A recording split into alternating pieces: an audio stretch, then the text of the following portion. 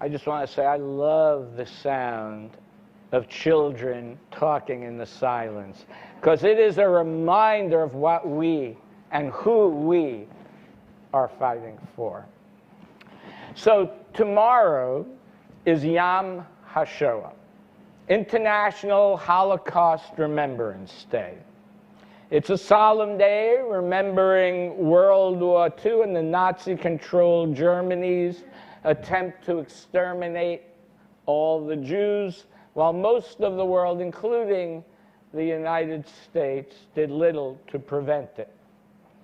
It was not just the Holocaust itself we remember, but it was the culmination of 3,000 years of Jewish oppression reaching its apex. As told in the Hebrew Scriptures, in approximately 2500 BCE, Abraham, the patriarchal leader of the Jewish people, hearing the word of God, comes to what is now Israel. In 1500 BC, the Jewish people were enslaved by the Egyptians, and their freedom story is retold in the book of Exodus. It was a long and arduous journey in the wilderness for 40 years until they found their way home. In 950 BCE, the first temple is built in Jerusalem during the era of the Jewish kings David and Solomon. And in 586 BCE, the first temple is destroyed as Israel is conquered by the Babylonians and all the Jewish people are exiled. And then in 516, the Persians defeat the Babylonians and free the Jews, and a second temple is built. And then in 329, the Greeks conquer Israel, and then in 164, the Jewish people revolt and overthrow the Greeks, a story commemorated in the Hanukkah celebration. In 63 BCE, Rome conquers Israel, and in 70 CE, the Jews revolt against Rome and lose, and the second temple is destroyed. And then in 135, the Jewish people revolt again against Rome in what is called the Bar Kokhba Rebellion, and the Jews are defeated and were exiled throughout the Middle East and beyond. Throughout subsequent history, Jewish people were violently expelled from most European and Asian countries, finally culminating in the Holocaust in the 20th century, when approximately 60% of European Jews were murdered. So why the Jews? Why did they and do they create such hatred? Well, you know, it's hard for us to imagine now, but back when Judaism came to be, it was a radical idea that God could not be seen, or that you could not even say the name of God.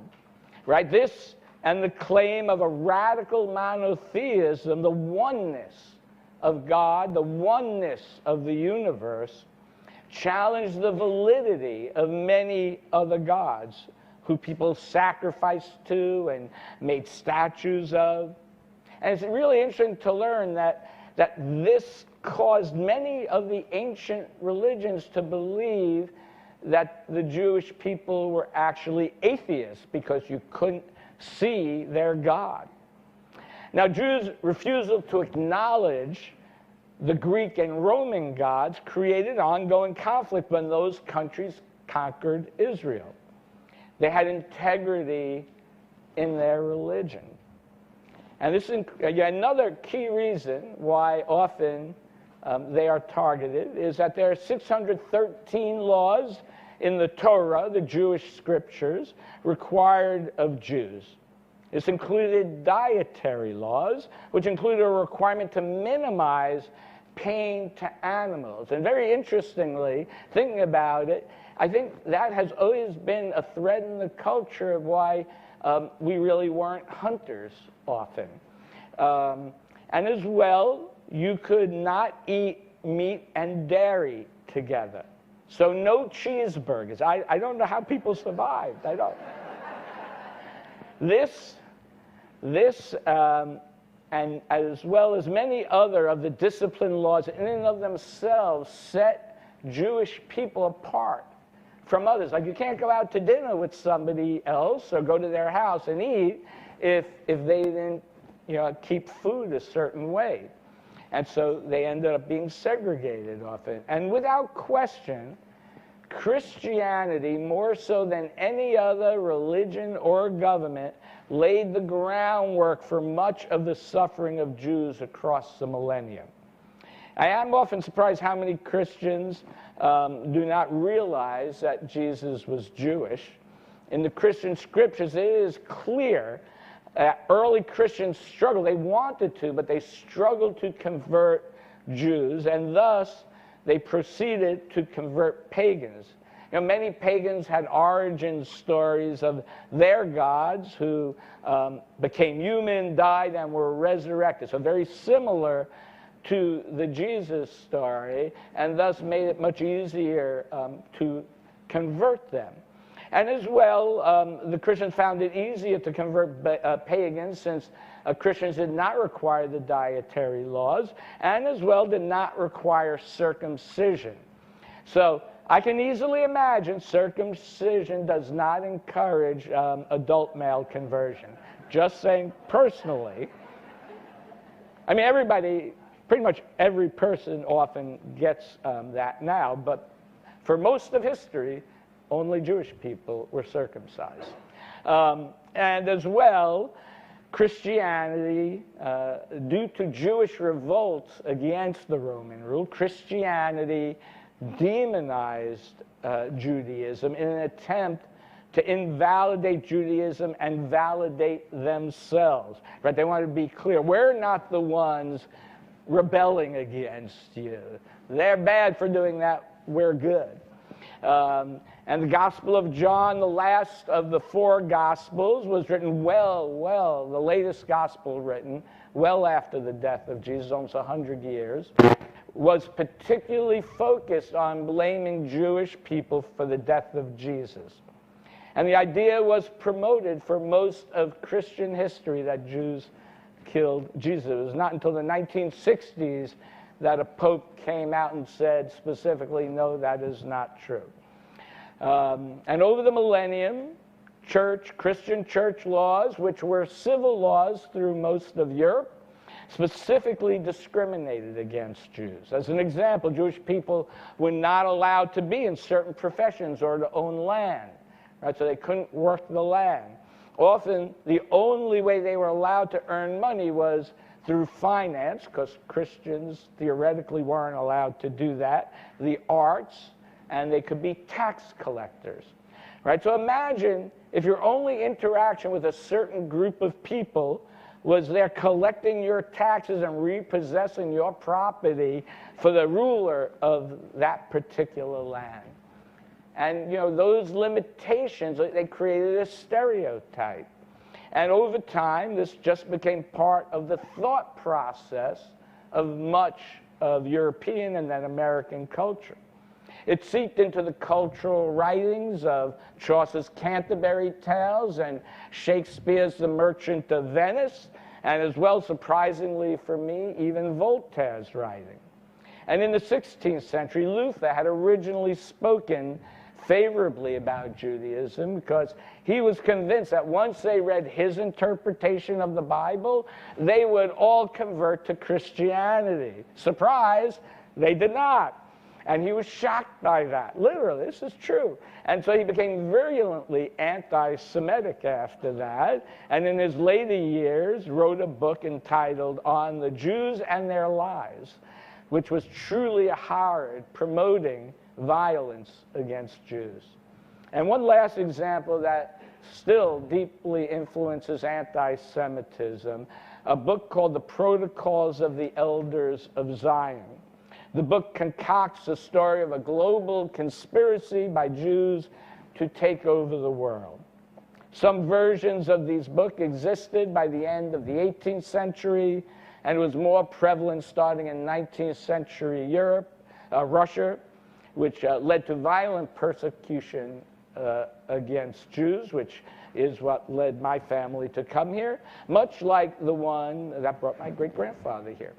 Automotive industrialist Henry Ford printed 500,000 copies of this book and printed it as well in his newspaper. I want to say we still hear echoes of this today when people blame George Soros or the media or the bankers for their troubles. That is their dog whistle for the Jews. Now, my immediate family was very fortunate. My great-grandfather, who was an architect in Lithuania, gave up everything he had, moved to America, and over time, through working unskilled jobs, brought his entire family to America in the early 20th century. And if he had not done that, I would not exist today, as most of my family would have certainly perished in the Holocaust, as did many of my great-grandfather's extended family. It's hard to imagine walking away from a career, from moving halfway across the world to a place where you do not even speak the language and have to start from scratch. Perhaps the willingness to move comes from the rootlessness that is derivative from multiple millennium of being forced by violence to go from one place to another. And I think that is what was most shocking for German Jews during the Second World War. For they had settled in that part of the world longer than any other place in the world since being exiled by the Romans in the year 135. German Jews had assimilated. They'd given up many of those dietary laws and the things that made them different. And they'd been integrated into all levels of German society. They fought in World War I for Germany. They led universities, participated in government. After a long history of always being strangers in a strange land, they had finally felt accepted. And then the Holocaust. Now, I've talked with numerous Holocaust survivors in my lifetime. And the question, there aren't many left anymore, so I feel very fortunate to be able to have met many. And the question I always asked was why, especially when I was younger, I asked, why didn't they fight back? That always was a mysterious thing to me. And of course, there were many who said they did, and that's why they survived. But many of them responded that they believed this was just another in a long line of successions of countries that they were to be exiled from. They just could not envision the inhumanity that awaited them. Imagine accepting being exiled. Imagine the ingrained rootlessness that makes you accept that. All of this is why Jewish people feel such a strong dedication to a Jewish state of Israel. Because they feel that this is the only place they have the ability to defend themselves from a world that has always throughout 3,000 years of history tried to destroy them. And after the Holocaust, there was a vow to never be a victim again, to never walk into a gas chamber without a fight. And we see anti-Semitism rising up again in America. We saw it in Charlottesville in 2017 at the Unite the Right rally, where they were all chanting, "Jews will not replace us." We saw it in the 2017 Pittsburgh Tree of Life synagogue shootings for helping and supporting immigrants. We see it on the front paper of the Sarasota Herald Tribune today. Right? It was entitled "Anti-Semitism Rising Across the Country." And number one religious hate crime in America today is against Jewish people. We see it when there are multiple countries causing horrific violence, and focus seems to always only obsessively be on this small Jewish state. Or I have to turn on the TV or Twitter and see students chanting from the river to the sea, which is a Palestinian statement that calls for the destruction of Israel and the death of Jews. Now, I've just given you a very brief overview of the longest hatred that have been inflicted on the Jewish people. It's easy to see how when times get hard, when there's a need to scapegoat someone, it is easy to look at people who are different than you, who dress differently, who have different customs. Think about how we see that experience in our culture, how we often demonize immigrants. We hear the demonization of immigrants from politicians, right? Let us be grateful for the freedoms that we have in this country, right? Let us be grateful and let us not take them for granted. Let us have the moral vision to live out our values in the world for everyone, not just for us. You know, one other attribute of Judaism I really feel I need to bring up includes something that's in the book of Leviticus, Numbers, and Deuteronomy, which is the concept of tithing. And so I encourage you to think about that as we take our offering today. Please be as generous as you can. For those online, your cell phone, there's a link in the YouTube video, or we have the QR code. The philosopher George Santayana once warned, "Those who cannot remember the past are condemned to repeat it." And remembering is important, but I don't think remembering goes far enough. Just because one remembers the past does not lead to the conclusion that we will avoid the same outcome in the future. Having the knowledge of the effects of the pain and the suffering caused by the Holocaust, it is incumbent upon us to prevent future genocide, and not just genocide against Jews, but to prevent genocide against anyone.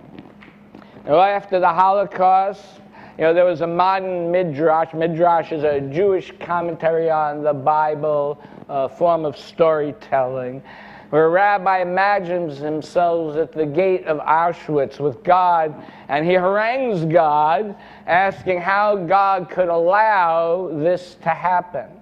How could God allow such destruction?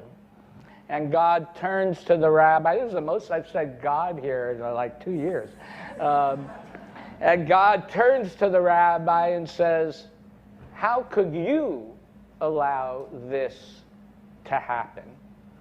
We often wonder, how could countries stand by and let the Holocaust happen? But we know how, right? For we have stood by as it has happened to other countries since then, right? For we have stood by in Cambodia, in Bosnia, in Rwanda, in Myanmar, in Syria. Currently, excessive violence is still happening in the Sudan, the Congo, again, Myanmar, China, in Ukraine, and now in Gaza. Now, some of these have been specifically called genocide and others not. Genocide has a very specific definition, is defined by the United Nations, and whatever they are, genocide, crimes against humanity, war crimes. I am not an international lawyer, although I did stay at a Holiday Inn once, but the power of marketing, that just goes to show. But all I know, I don't know the technicalities of international United Nations. Well, I am sure I know we have some very people here who have worked in that field, and they, I'm sure, will let me know. But I do know that there is and continues to be massive death and destruction of civilians in this war in Gaza. And I don't know whether Gaza falls under whatever category, but I do know that what is going on there is horrific. The Gazan people are suffering a horrendous tragedy. And it's easy for me to be an armchair quarterback here in America, and I can go back 100 years and point to this and that, to this and that, right, and as well. But, you know, each group, both the Israelis and Hamas, have had choices about how they could act, and they have choices going forward about how they could act differently. It is true that after October 7th, Israel was humiliated and fearful. And they sought revenge, and they sought, and they needed to create a future deterrent to make them feel safe again. But how much revenge is enough? How much suffering and death do Palestinians have to endure to make Israelis feel safe? The only way to safety for all in this region is to work for peace. Israel's continued theft of West Bank land over the past 20 years, and even accelerating during this current battle in the war, land that is meant to be part of a Palestinian state, will not lead to peace. Israel will never be safe until Palestinians are safe. And Palestinians will never be safe until Israelis are safe. Both sides need to look within, to be persuaded by an internal moral compass that will create connections amongst and between all parties, that will strengthen the entire region, that will bring peace and prosperity for all parties, that will bring self-determination for all people there. You know, prior to the destruction of the first temple in 586, when the Jews were first exiled from Jerusalem, they believed God actually resided in the temple. So what happens when the temple that your God resides in is destroyed? Well, you have to create a new vision for God. And God has to reside in your heart. Not outside of us, but inside of us.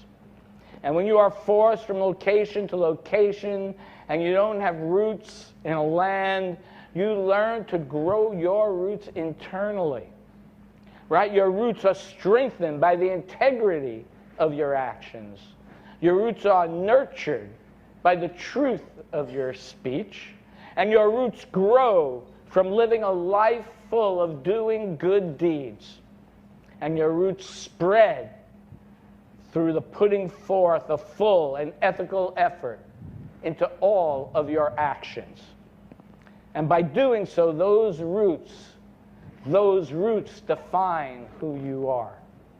Now, Unitarian Universalism has deep roots, particularly in this country. But I imagine most of our members do not have deep roots in Unitarian Universalism. I'm going to just ask, how many of you here, raise your hand if you have parents or grandparents, multiple generations of Unitarian Universalists in your family? Anybody? I see 1, 2, 3, not many, a few, 4. Okay, and that's a beautiful thing. And I hope my children and grandchildren will add to my legacy. But right now it's about 50-50, hard to tell. But the truth is, most of us come from other religious backgrounds or no religious background. But I want to point out, just like the giant redwoods in California, some of which go to be 350 feet tall, the redwood's roots do not go deep into the ground, maybe only 5 or 6 feet. What holds the giant trees up is that the roots extend up to 100 feet wide from the trunk and intertwine with the roots of the other redwood trees. And sometimes the roots of the different redwoods actually fuse together. And on their own, they could never withstand the high winds or the raging floods that befall them.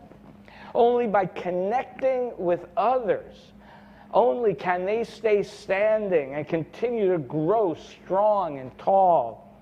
And I would say that's an apt metaphor for many things, including the Unitarian Universalists of Sarasota. Let us connect with each other and others and fuse ourselves and grow as human beings together. Let us remember what it is that we are hoping to do with our lives and with this community. Let us remember that it is not just about us, it is about all of us, and not just about the people who are here, but it is also about those who have not even had a chance yet to connect with us. And let our memories not be used just to create fear in our hearts for the future. For if we lead from a place of fear, we will always look at everyone and everything else, and every situation as dangerous. Let us instead lead from a place of hope. Let us not lead from a place of critique, but rather let us lead from a place of curiosity as to what we can learn and what may be possible. Let us not lead from a place of judgment, but rather let us lead from a place of appreciation for the gifts that we and others have. Let us not lead from a place of skepticism, but rather let us lead from a place of trust. This is the challenge in the Middle East, it is the challenge in this country, it is the challenge everywhere we go. That we need to trust each other. We need to have hope for a better future. We need to appreciate each other. To paraphrase Rabbi Hillel, he said, if we are not for ourselves, who will be? But if we are only for ourselves, what are we? So I ask you when you leave from here today, in addition to eating pancakes, to not just go back to your normal patterns and say, oh, what a nice service this was, or whatever else you might say about the service. I encourage you to get involved, to take action, actions that will lead to a more loving community, a more loving world, a world that is safe for all people to live without the fear of annihilation. It may be a long and arduous journey. You may feel sometimes like you are in the wilderness, but if you journey together, you will find your way home. Let us replace fear with love so that one day, just as in the words of the prophet Amos, justice shall roll down like water and righteousness like an ever-flowing stream. This is the life we have been given. Let us go forth and do good with it. Let us work for peace. May it be so.